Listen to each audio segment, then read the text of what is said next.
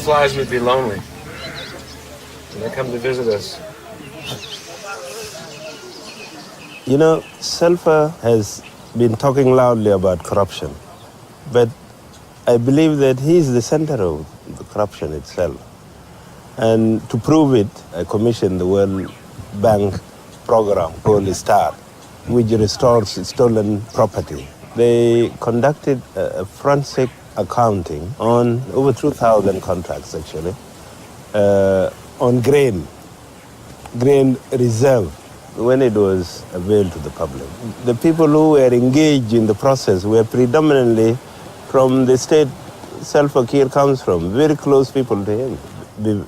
Actually, a day before I was dismissed, I had asked the Minister of Finance through the World Bank to do another forensic accounting in the road contracts. The Minister of Justice was asked to prosecute those who were involved. The minister who was jailed.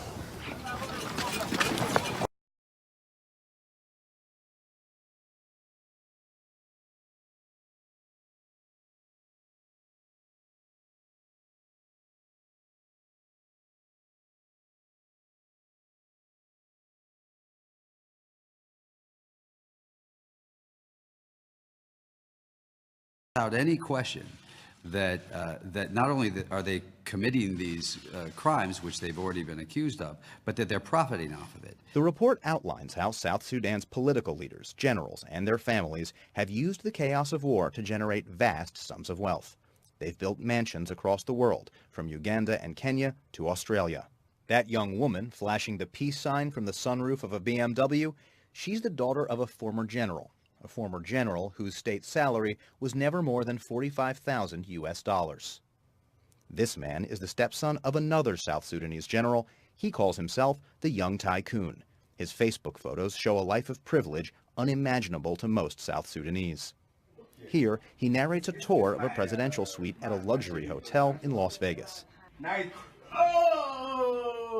So it's like a mafia in some ways. A mafia taking over the state. John Prendergast is the director of the Enough Project, a rights group that oversees the Century Group. The mafia we see on the movies, it's shooting a few people. In South Sudan, tens of thousands of people have died in this war with horrific atrocities, mass rape, child soldier recruitment, all the worst of the human rights abuses that we hear about globally. And this is how they stay in power. Prendergast says much of the corruption happens through government contracts granted to the family members of political and military leaders. They put their family members as share owners in the companies, and then they get contracts from the state to allow those companies to operate. So it's a backdoor way out of the national treasury to privately enrich yourself and your family. Meanwhile, the war helps the rich get richer. If you control the government institutions, well, you have access to the army, you have access to the state budget, you can buy weapons, you can steal as much as you want, you can issue contracts to your own companies that you set up. It's in the context of war that a certain group of people become fabulously wealthy while the rest of the country is immiserated. As a result, two bitter enemies, President Kiir and his rival Riek MACHAR, own luxury villas just a short distance from one another in the exclusive Lavington neighborhood of Nairobi, Kenya. All made possible by international enablers, says Prendergast. Bankers and businessmen and arms dealers, all kinds of different lawyers, shipping agents, accountants. There are a number of different professions